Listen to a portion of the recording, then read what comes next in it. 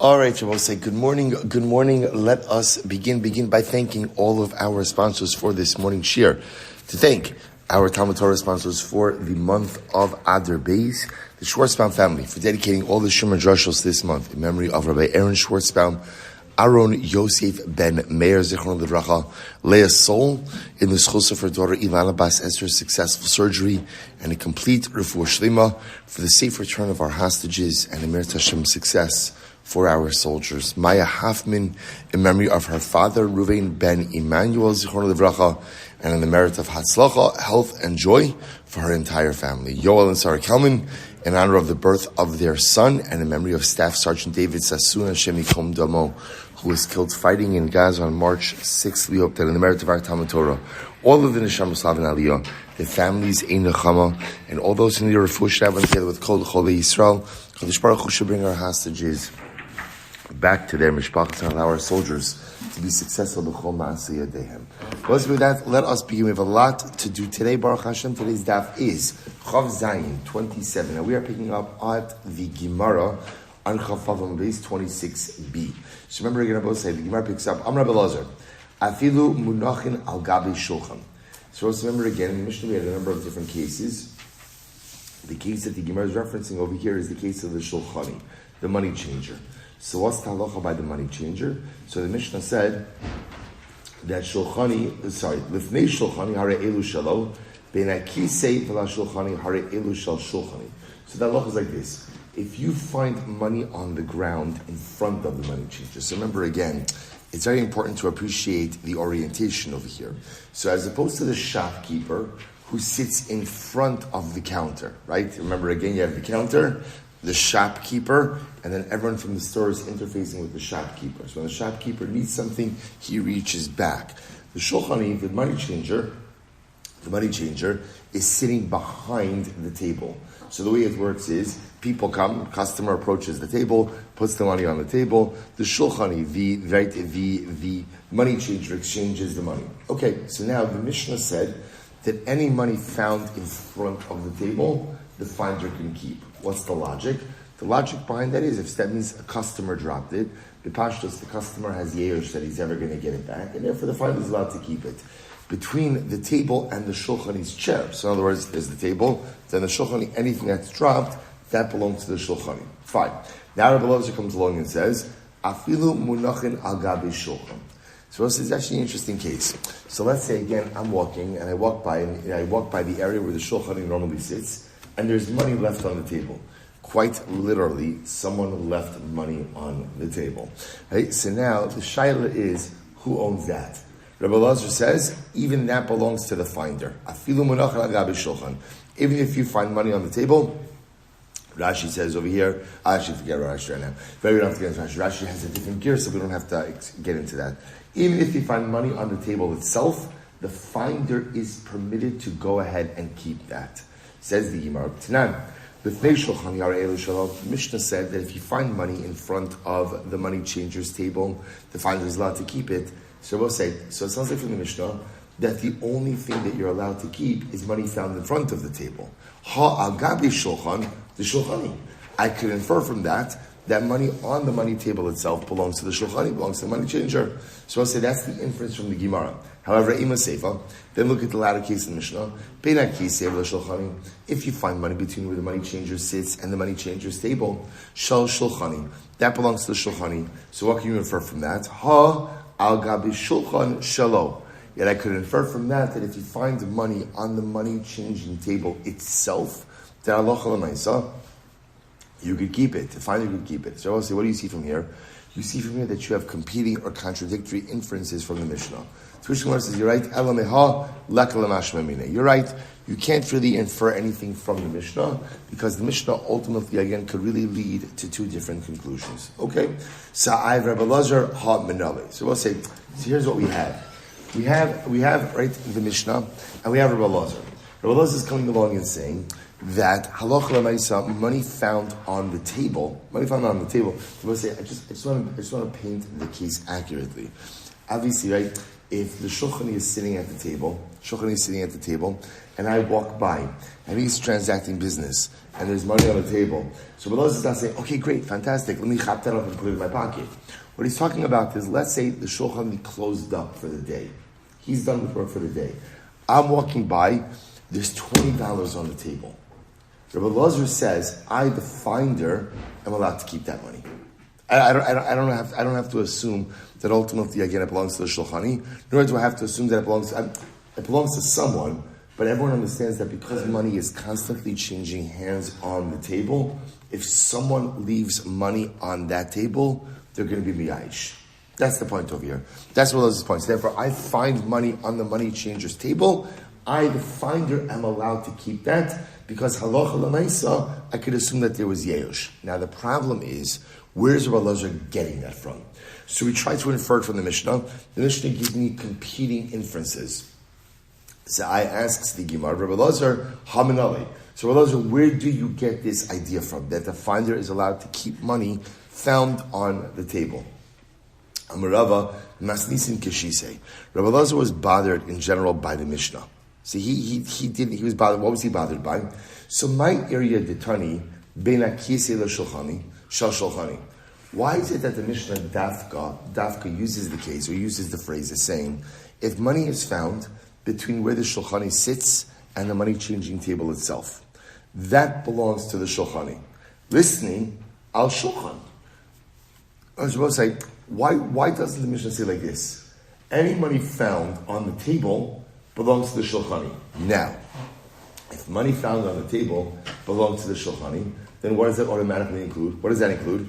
Money found between the table and where the shulchani sits. Right? In other words, if the shulchani gets the money on the table, alachas kama v'kama, he gets the money between where he sits and the table. So the Gemara says, inami matzah b'shulchanos k'diktani reisha matzah b'chanos shalom. So we'll say furthermore, also go ahead and make it parallel to the first case. Right? Go ahead and articulate if you find money on the tables, just like you said in the first case of the Mishnah, if you find money in the stores. Ela shlamina. So also here's what's interesting. From the fact that the Mishnah does not phrase it that way, Ela shlamina, afilu munachin agabe shulchan har'elu shalom. So I will say, here's what's interesting. So the fact that the Mishnah does not say if money is found on the table, it belongs to the shulchani, and then that would have covered, including money found between where the shulchani is sitting and the table itself as well. So the fact that it doesn't say that indicates to us what? That money found on the table does not belong to the shulchani. Rather, money found on the table actually belongs to the finder. Shmamina. So we'll say that is the position ultimately again of Rabbi Lazar, and we'll say this is the position adopted by the Rambam as well. So halacha l'maisa, what comes out in the kind of like the complete rounded out case of the shulchani is like this: if you find money in front of the table of the shulchani, it belongs to the finder. If you find money on the shulchani's table, right? He closed up shop. There's money on the table. Belongs to the finder. If, however, money is found between the table and where the shulchani sits, that belongs to the shulchani. Beautiful. Let's go back there. Says the Imar, Halokeach peras michavera. So we'll say last case of the Mishnah. Last case of the Mishnah is, I purchased produce from Reuven, and inside of the produce I find money. I buy, simple case, I buy a basket of apples from Reuven. Inside of the basket is money. So what's the halacha? Ultimately, I the purchaser, I could keep that money. However, the Mishnah said, if the money was piled, or the money was somehow bundled in a way that showed some level of intentionality, then ultimately I get no talum achris. Then I'm obligated to try to track down the owner. Okay, so let's analyze. Amrei Shlakish Bishram Yanai, Lo Shanu Ella, top of Chav Zayin both sides. Lo Shanu Ella, good. Lo Shanu Ella, Belokeach Minat Tagar. So we'll say, when do we say that ultimately, again, if you find money in the basket, that you're allowed to keep it? That's when you are purchasing the produce from a merchant. In other words, I will say, if you could imagine for a moment, there's two ways to purchase produce, right? I can purchase directly from the farmer, or I could purchase from I don't know what you would call it, I guess like a wholesaler, right? Or a merchant. Now a merchant himself is shopping it out from other farmers. So comes along Rish Lakish and says like this: when do we say, if I'm purchasing fruit from Reuven, and I find money in the basket of fruit, that I'm allowed to keep the fruit. That's only when I'm purchasing it from a merchant. Look at Tab Rashi. Tab Rashi comes down in 27a. Because Reuven, the merchant, also, right, this is not his own produce. He purchased this produce from farmers. Since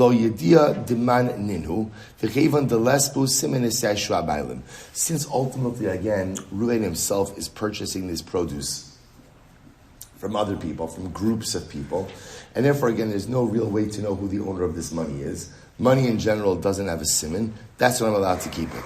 Aval, but also, watch this.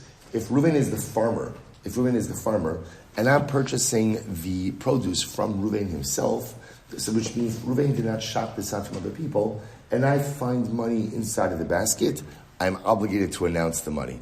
I'm obligated to try to track down the owner. Because I will say, in that case, the fruit is really only coming from one source. Because it's coming from one source, there is a possibility, a strong possibility, that maybe this is Reuven's money. Say from Hy'd to Makris. The Chayin Tanat to come to Rav Nachman, and so too they taught this in front of Rav Nachman. Lo shanu ala b'lokeach min hatagar.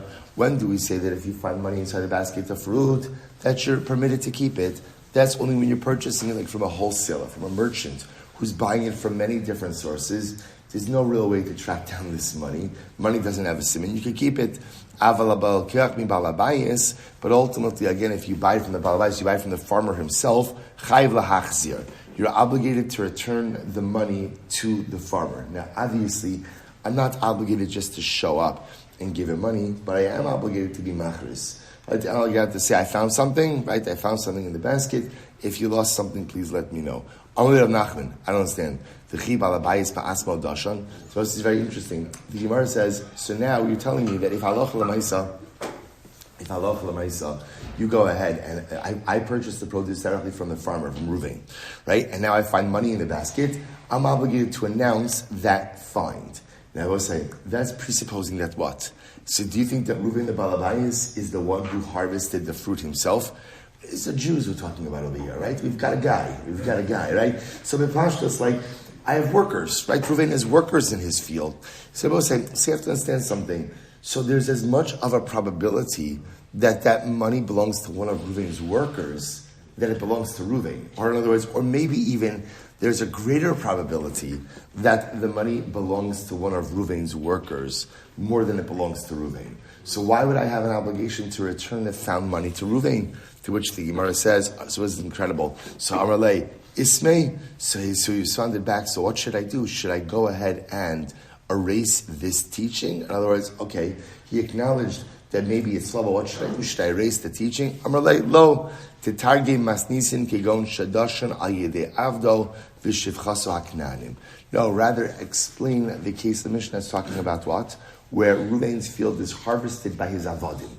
And I will say, remember, Masha Kana Evet Kana Rabo, whatever the slave acquires, whatever the servant acquires, the master acquires.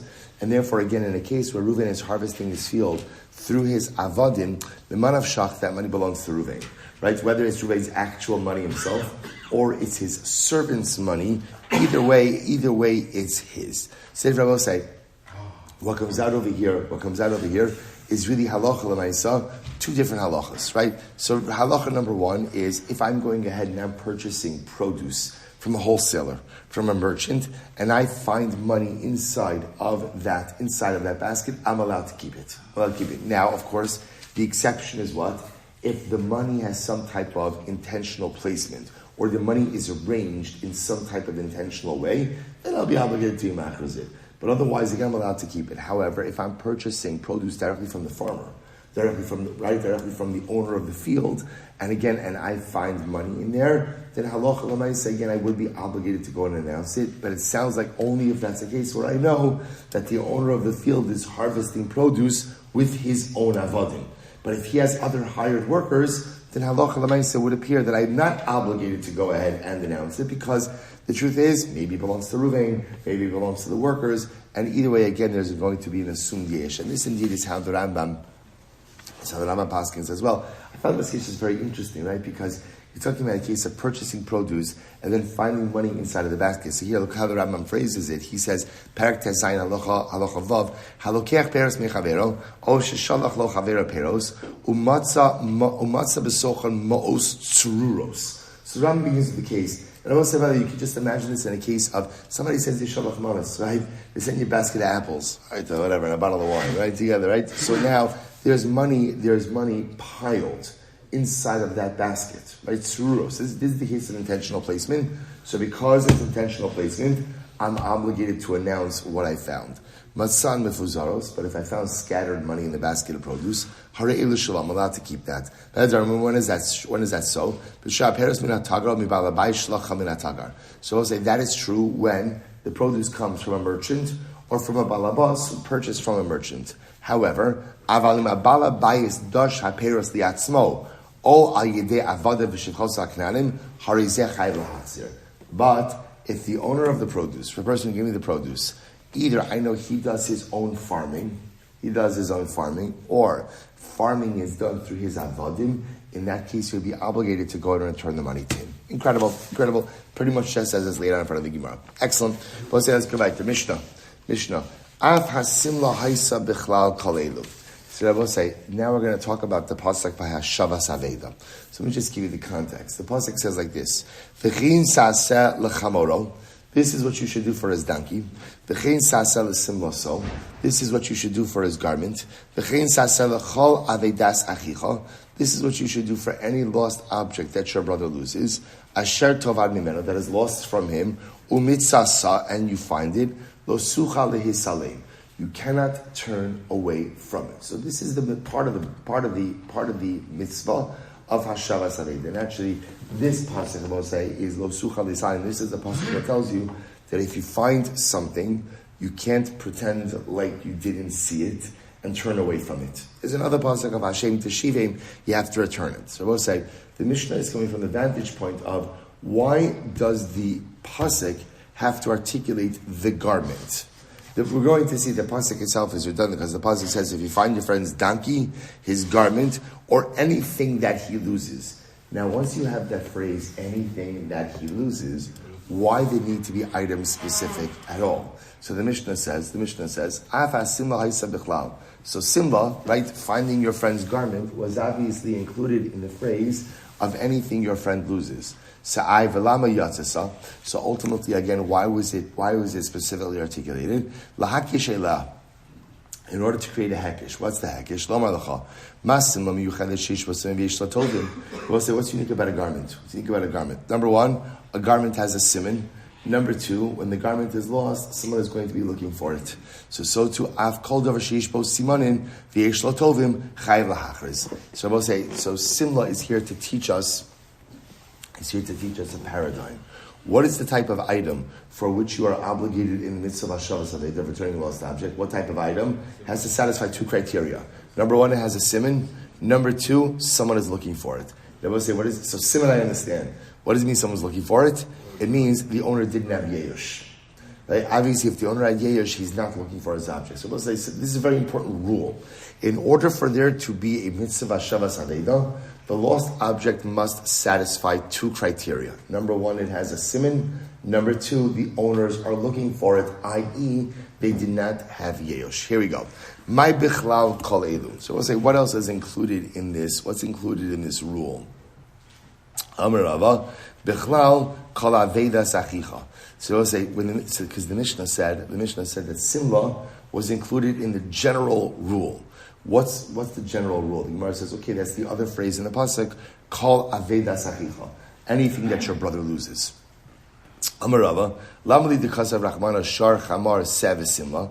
So we'll say, so now Rava says, okay, well let's broaden this question a little bit. Why does the pasuk need to say shar, chamar, se, and simla? The truth is, over here, the Gemara is really referencing two different psukim, same parak, but all right. And all speaking about the mitzvah of Hashavas Aveda, or ultimately again, right, the mitzvah of Hashavas Aveda. So the Torah goes out of its way to mention all of these items: shar, an ox; chamar, donkey; se, sheep; simla, garment. And telling you all these cases, if I see the lost object of my friend, I'm obligated to return it. Why? In other words, and I want to just point out, the question is really amplified by the fact that the Torah says, Kol avedas achicha. Whatever your brother loses, you are obligated to return. So that's it. Once you have that phrase, why do I need anything else besides that? So here we go. It's really interesting. So you need all of it. I'll tell you why. Because of Rahmana Simla, if the Torah would have just said Simla, Hava mina hanimili be'edim de gufa, v'simanim de gufa. So I will say, this is actually interesting. I would have thought that maybe Simla means like this. When are you obligated to go ahead and return the object? Maybe when you have witnesses, right, that Reuven owned the object, and ultimately, again, Reuven has a siman that he owns the object. Ava chamar be'edim du'ukaf v'siman du'ukaf ema lo mahadrin olei. So I will say, this is very interesting. I would have thought, when are you obligated to go ahead and return an object? When there's eidos, right, either testimony or an actual siman in the body of the object itself. Okay, what about the following case? Let's say Reuven loses his donkey. Donkey has a saddle.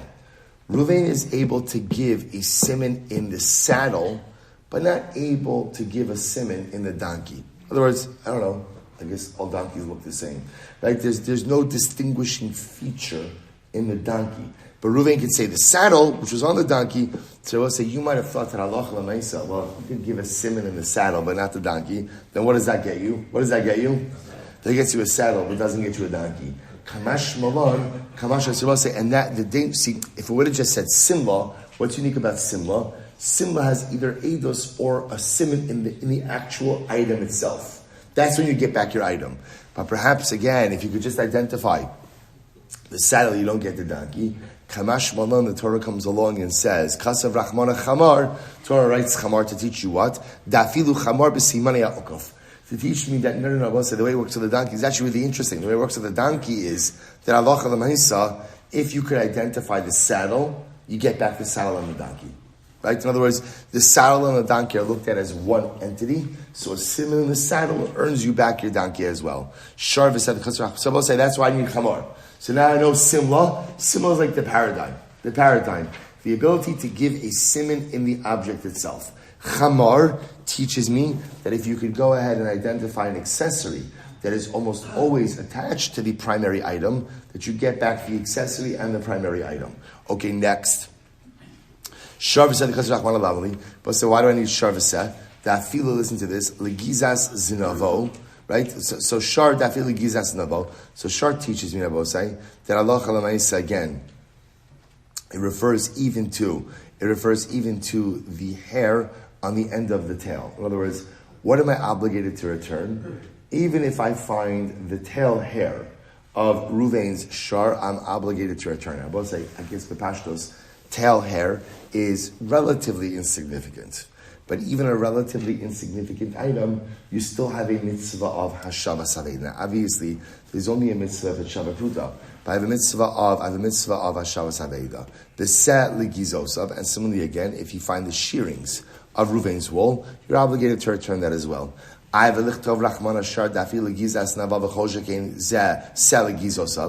that's the case, just write shar. If you write shar, which teaches you that I'm obligated to return even tail hair, so if you're obligated to return tail hair, then you're also obviously obligated to return what? Shearings. And therefore I can leave off sa. Amarava chamar debar l'Rabbi Yehuda the sad david l'divrei kol kasha. So Rava says you're right. The truth is, in general, chamar, according to the interpretation of Rabbi Yehuda by bar. Remember again, what does Rabbi Yehuda say by bar? Rabbi Yehuda holds that, we saw this in Baba Kama. Rabbi Yehuda holds that by bar, that you are chayiv for niskei kelim. You're chayiv even if halacha l'maisa again, utensils are broken in a bar. So according to Rabbi Yehuda, what to do with bar and set da'aveda? So two different comments over here. L'divrei kol kasha. So the Gemara acknowledges, I will say, that in this whole thing, we'll leave us out of Yehuda bar, but really set of aveda, we're not sure why you need it. I understand why I need simla. Right? Simla teaches me the paradigm of being able to have a siman in the object of the item itself. Chamar teaches me that if I have a siman in an attached accessory that allows me to gain back the primary item. Shar teaches me that even tail hair has to be returned. Sa, it's not clear. We wanted to say seh teaches me shearings, I have to return shearings. But if you have to return tail hair, then what? You certainly have to return shearings. So the Gemara just acknowledges seh, we're not 100% sure what to do with it. I think Gemara says, maybe seh comes to teach you that you're obligated to return manure. In other words, we'll say, manure, right? The waste of the animal has a value as well. So maybe I don't know who's picking that up, but right. Can you imagine walking down the street, right? But let me say again, okay, at the end of the day, maybe I'm obligated to return that, right? So the Gemara says, What is actually interesting? Even though manure obviously does have a value, but Lamaisa bepashtos, people are mafkir their manure. In other words, that when the animal relieves itself, people don't expect to get that back. Okay? The dimal is siman and hudasa. I would say maybe seh comes to teach me just about the ikar halacha of simanim. Now I will say now we're going to get into something very exciting. The bailan simanim da'araisa d'rabanan.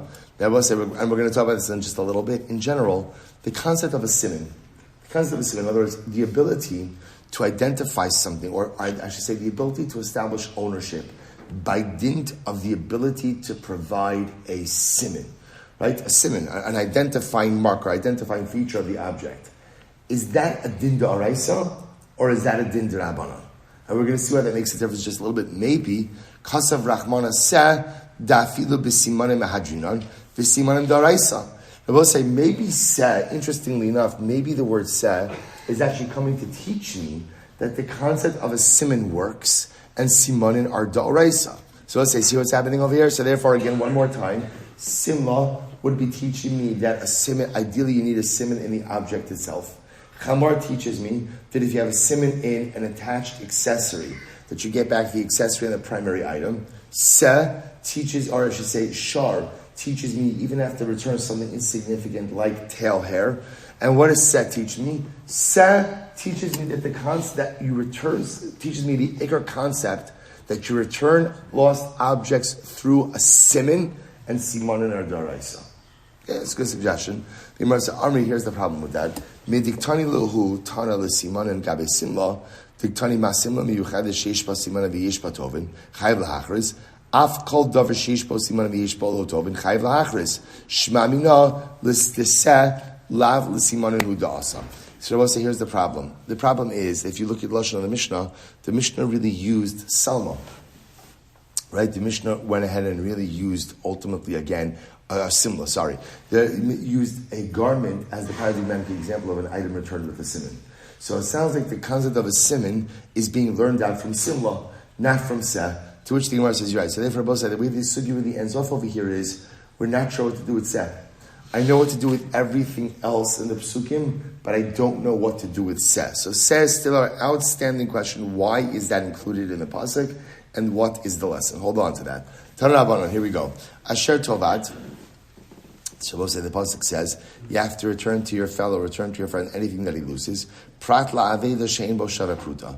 Shabbos said this comes to a lost object doesn't have a shava pruta. Shabbos said it's actually very important. Halacha l'maisa, if you find an object and it doesn't have a pruta, doesn't have a shava pruta, everyone agrees there is no mitzvah of hashava saveda. No, it's just a lost object. Rabbi Huda says umitzasa, and you will find it. Prat la'aveda she'en bo shava pruta. Shabbos says, I just want to point that over here. So the Tanakama is saying asher tovad, that which is lost. There is only an obligation to return a lost object when the object is considered to be lost. What's the definition of being lost? That you are worth at least a pruta. If you're not worth a pruta, then ultimately, again, we don't even view it as being lost. Rabbi Huda says, umitzasa, what are you obligated to return? You're obligated to return something you find. So, prat la'aveda she'en bo shava pruta, this comes to exclude something that's not worth a pruta. So I will say, so the pashtos, they're saying the same thing.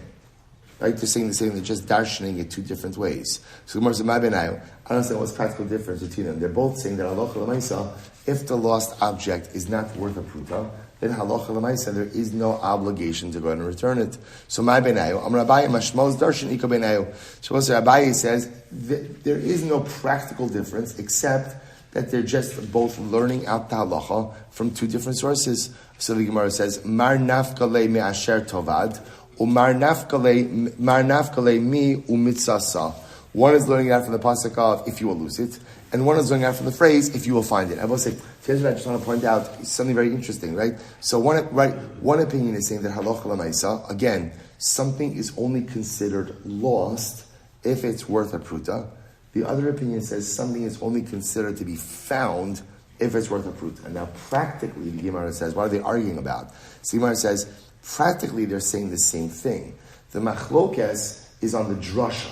Right? Where are you deriving this halacha from? So here we go. So what's going to the opinion that learns that from mitzasa? What does he do with asher tovad? We'll say first white line.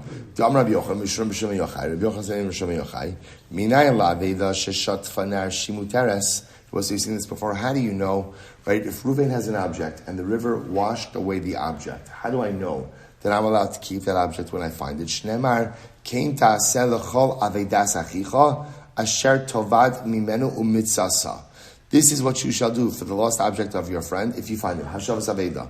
Mish avuda himenu Metzia etzel kol adam. Now what we saw before? When is there a mitzvah of hashavas aveida?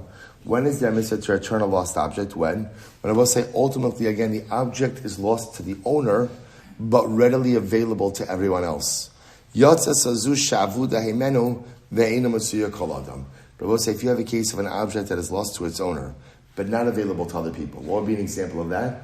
Object swept away by the river, which in this case, the owner doesn't have it, and what? Neither does anyone else. In that case, I will say there is no mitzvah Shavas Haveidah. V'idach, hadra b'noy minalei. And the other opinion, where will he learn out this halacha from? Nafkale mi umitzasa. Find the extra lashon. V'idach, hadra b'yochanan minalei. Where do you see Rabbi Yochanan's halacha? Nafkale mimenu. He learns that from mimenu. V'idach mimenu lo mashmalei. And the other opinion doesn't dash in mimenu. Okay. Rava Amar, so let's listen to this next case. Pruta shehuzla ikebenau. So Rava says, no, there is a nafkamina. Or as Rava say, we were kind of looking at this, that there is no distinction between the Rabbanon and Rabbi Yehuda, right? That they're both agreeing that Allah Chalamayisef, the lost object, does not have the value of a pruta. There is no mitzvah of Hashavas Aveda. And there's no distinction between, now remember again, the Tanakama is learning it out from Asher Tovad, right? And Rabbi Yehuda is learning it out from Umitzasa. So Rava comes along and says, no, there actually is an nafkamina. We'll say, watch this case. So Rava Amar, Pruta shehuzla ika benayu. They both say, watch this case. Watch this case. What happens, they both say, if Reuven lost an object, and when he lost it, it was a shava pruta. But by the time I find it, it's no longer worth a pruta. So is there a mitzvah of hashavas aveda in that case? So watch this. Mandar me'asher tovad ika. So it's according to the opinion of from Asher Tovad, he says the obligation of hashava is established at the time that the object is lost. And if at the time that the object was lost, it had the value of a pruta, even if it subsequently depreciates before I find it, so by the time I find it, it's pachos mishava pruta, I'm still obligated to return it. But according to the second opinion, Rabbi Yehuda learns that from mitzasa, the obligation of hashava, the obligation to return it, is established at the time that I found it. If at the time that I found it, the object was worth less than a pruta, then Allah Chalamaysa, there is no mitzvah of hashava. I ulaman do amar asher tovad haba inanu mitzvah savaleka. But I will say, according to the opinion that says asher tovad, that it's lost. What about, again, what do you do with the fact that at lamaisa, it's not worth a shava pruta at the time that you find it? Ela pruta shehokra ika benahu. Rather, I will say, no, the nafkamina case will be, Reuven lost an object. At the time that he lost it, it was worth less than a pruta. But when I found it, it was more than a pruta. Mandar mitzasa, the person who holds a mitzasa, right, that everything goes by when you find it, there's an obligation of hashava. Umandar asher tovad, and the one who says ultimately again that you lose it, leka, that is established at the time that you lost the object. When Reuven lost it, it was less than a pruta. There's no mitzvah hashav zaveda. I umandar mitzasa haba inon asher tovad v'leka. But according to the opinion who says that it goes by when you found it, I will say again, obviously it's only meaningful to find something if it was first lost. So if it wasn't worth a pruta at the time that it was lost, why would there be a mitzvah? Why would there be a mitzvah shavas haveda? Ella, I will say, Ella, you're right. What's the case? Pruta shehokra v'huzla, v'chazra v'hokra.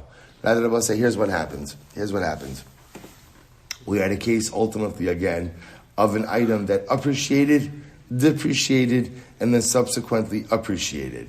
So that by the time, ultimately, again, the finder finds it, it's now worth a pruta. But along this process, it became less than a shava pruta. So what's the halacha? So man da amar asher tovad ika uman da amar amitzasa ba'inan de ispe shir mitziasa mishas aveda at shas mitzia.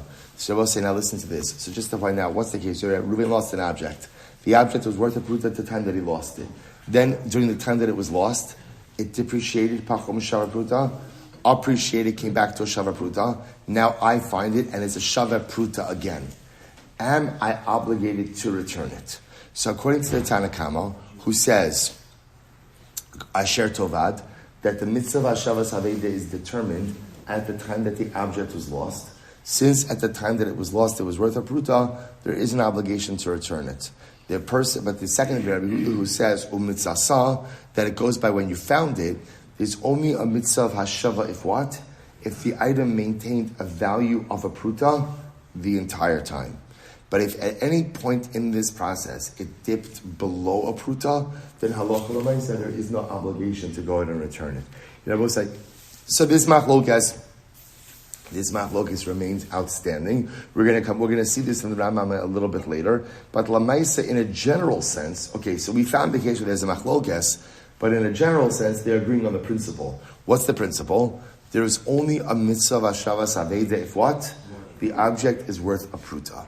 If the object is pachos mishava pruta, then I will say in halacha it's as if the object doesn't exist. I will say it's an interesting yisod also. I think like from b'derech hashkafa. So I'll say, an object that is lost can only be returned if the object has a value. If it doesn't have a value, then it says if the object doesn't exist, there's no mitzvah to return it. So I will say, it's the same yisod in tshuva as well. When is tshuva possible? Tshuva is only possible when you believe that you are at least a shava pruta. Right? So in life, I make many mistakes. And as a result of those mistakes, I have suffered significant depreciation. As long as I am a shava pruta, I believe in myself that I still have a value, then there's mitzvah hashavas haveda. Then ultimately, again, I can return that which is lost. I still exist, and therefore, again, I can engage in the process of personalistic rehabilitation. The challenge in life is when a person feels that they're so broken, that they're pachos mishava pruta. If I get to a point in life where I feel like I'm a nothing, I'm pachos mishava pruta, tshuva is impossible. There's no hashavas haveda, there's no returning of lost objects. Why? Because you both say, when a person feels about themselves that they're pachos mishava pruta, there's nothing to talk about. There's nothing to deal with. The most important piece in affecting the process of tshuva is believing that you still have value even in the aftermath of your life mistakes. Now again, my value may be diminished, my value may be compromised, but as long as I believe in myself that I am at least shava pruta, then there's hashavas haveda. Then I can return the lost object. Chas v'shalom, a person is miyayish on themselves. A person believes that I'm pachos mishava pruta, that's when return to HaKadosh Baruch Hu becomes virtually impossible. We make mistakes. We all make mistakes, and some of us, some real doozies. But l'maisa, no matter what life mistakes you've made, always remember that you are never pachos mishava pruta. If you believe that, and you remember that, tshuva, hashavas haveda, always possible. Let's go back there. Says the Gemara, we'll say, so now the Gemara introduced us to a really fascinating discussion. Say, Bailahu, simanim da'araisa o d'rabanan. So I'll say, so now let's go back to the question we mentioned before. So, we've been operating, right? All of Metzias is about the power of a siman, right? If I'm able to identify something in a lost object, ultimately, again, it's returned to me. Is the concept of a siman d'oraisa or d'rabanan? Now, why does that matter? My nafkin, the Gemara says, who cares? I'm a base. I'll tell you why it matters, says the Gemara. La dure get isha b'simanim. It matters, I will say, for the following case. Let's say again, we actually have seen this kind of case before, a shaliach, right? Reuven is divorcing his wife Rachel, and Reuven appoints a shaliach. Shaliach is delivering the get, and shaliach loses the get. He loses the get. Now the good news is, right? Bad news is shaliach lost the get. Good news is that what? there are some unique identifying features about the get that the shaliach knows how to identify. So let's say now Shimon finds the get. Shaliach comes, all right, so Shimon announces, I found something. Shaliach goes ahead and gives an identifying mark of the get. Do we give the get back to the Shaliach or not? So we'll say, now remember, get is pretty significant, right? Get is matters of Ishes, Ish, get is Isser. So if you say that simanim work even mid'oraisa, then we will give back the get to the Shaliach if he's able to furnish simanim. V'amrit d'rabanan. However, if we go ahead and we say that simanim are only d'rabanan, then ki avud rabbanan takanta b'mamona, aval bi'isur lo avud rabbanan takanta. So listen, now watch this. It's fascinating. So if you say that simanim work mid'oraisa, so then simanim will work in all cases, right? They'll work in mamon monetary cases and they'll work in isser cases. If, however, you say that simanim are only d'rabanan, then halacha l'maisa it'll work in monetary cases, but will not work in isser cases. So that would mean if shaliach loses the get, even though he's able to identify everything in the get, we will not return it to him because that is a case of isser. So we'll say, so this is now it's interesting, feels like we should have dealt with this question at the beginning of the parak, right? Because this is a pretty fundamental question, but I'll tell you why we haven't. Why haven't we? Because remember, I will say this entire time, pretty much we've been dealing with monetary cases, right? The loss of a monetary object, and therefore can you return the monetary object? So I will say, here's the good news. Everyone is agreeing that simanim works for that, right? Because even if simanim are d'rabanan, they're going to work in monetary cases. But now we get to the kishkas of the question, do simanim work mid'oraisa or just mid'rabanan? Nafkamina, does a siman work in a case of isser like get? So Tashma, let's analyze. So we'll say, going back to the Mishnah said simla was included, right, simla which means a garment, was included in the general catch-all phrase of kol avidas achicha, anything your brother loses. So why was simla articulated on its own? To compare other items to simla. Just like a simla is unique, a garment is unique, and that's why it has a siman, and someone's claiming it, and therefore you're obligated to announce it if you found it. So to any item that has simanim and has people claiming it, you're chayiv to announce it. Now both sides. So what are we learning out over here? We're learning out the concept of simanim from a word in the Torah, which would seem to make simanim what? A din d'oraisa. A din d'oraisa, to which the Gemara says, maybe not. Tana, tovin itzrichalei. Maybe not. I will say, maybe the drush of simla is actually really teaching me about tovin. That you're only obligated to go ahead and return an object when someone is claiming it, as opposed to a situation where there's yerush. But really, we're not learning out simanim over here. Simanim is just mentioned kind of derech agav in passing. But the real drasha is about tovin, not about simanim. So therefore, I have no raya whether or not simanim are daraisa d'rabanan. Next, simanim kedei naspa, and simanim are really just brought along for the ride. Okay, so therefore we have to try to prove we have to try to answer from a different source. So Tashma, chamar b'simani ukaf. What did we learn before? That you can return a donkey, right? The donkey is returned even if what? Even if you're just able to give a siman in the saddle. So we'll say, what do you see from here? That's siman daraisa. Right? And I was about to say, the fact that I could return the donkey, even with just the simanim of the saddle, would indicate that siman daraisa. To which the one says, no, ema, instead of saying simane okaf, ema be'ede okaf.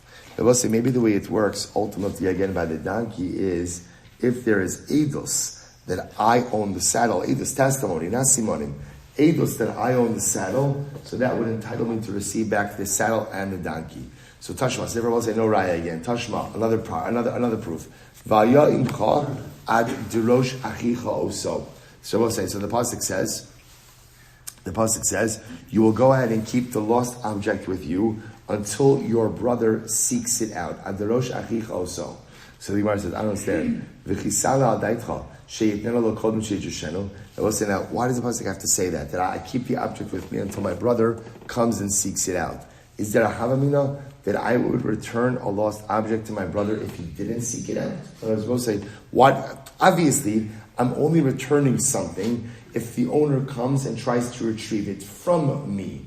if the owner doesn't come and try to retrieve it, I'm not giving back anything. So what does the pasuk have to say? That Ella dashehu im ramaihu o eno ramai.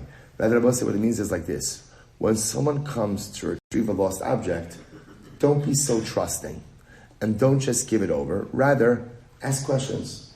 Ask questions. Darshan a little bit. Is the person trying to retrieve the object? Is he honest or chas v'shalom dishonest? I said, how are you doing that? My love b'simanim. Are we not doing that with simanim? In other words, I say to Reuven, Reuven comes over, I found the object. Reuven says, no, that's my object. Reuven, okay, no problem. Prove it. Prove it. Give me some simanim. And what do you see from here? That simanim are da'oraisa. To which the Gemara says, lo, be'edim. Maybe not. Maybe what it's saying is like this. I find the object. Reuven says, hey, that's my object. Saying, Reuven, no problem. Some testimony. Give me some edus. Bring me a witness that you own this object. I'll be happy to give it back to you. So Tashma, Yisrael says another interesting case. Ein mi'idin al pirtzaf haponim imachotem. I'm sorry. Ein mi'idin ela al pirtzaf haponim imachotem. Yisrael say this is talking about a case. Reuven's married to Rachel. Now what happens? Reuven dies. We want to let Rachel remarry. So let's say this is talking about a case where, not a simple case where Reuven dies at home, or right, but let's say again Reuven dies somewhere overseas. We want to be able to give Rachel the permission to remarry. We'll say, so now you have to identify the body. How do we ascertain that it's truly Reuven that died? So the Gemara says, in order to have real identification of Reuven, you have to identify his face. It has to be like a visual recognition, face together with the nose. That profile, if somebody's able to say that's Reuven, then ultimately again Rachel could get married based on that testimony. Afapi sheyesh simanim begufo ubekelov. Here's what's interesting. In order to allow Rachel to remarry, somebody has to identify Reuven by facial recognition. You have to be able to look at his face and say that's Reuven. Even if someone could identify Reuven with simanim on his body, right, let's say certain physical identifying signs, or certain simanim on his kelim, his clothing, his accessories, that is not enough. We'll say, what do you see from here? Shmamina simanim lav da'oraisa. Now, we'll say what you see from here is that simanim are not da'oraisa. Why? Because we'll say if a siman was a da'oraisa, then you should be able to identify Reuven by what? By dint of a siman on his body, or maybe by dint of a siman, in his utensils. The fact that a siman doesn't work to allow Rachel to remarry, only thing that works is actual facial recognition, indicates to us that simanim are d'Rabbanan and not d'oraisa. So that's why, again, simanim will work for monetary matters, but simanim will not work for isser matters. To which the Gemara says, no. That is not true. Amri, gufo d'arach v'gutz, kelev d'chashin l'she'ela. The Rebbe say that's not it.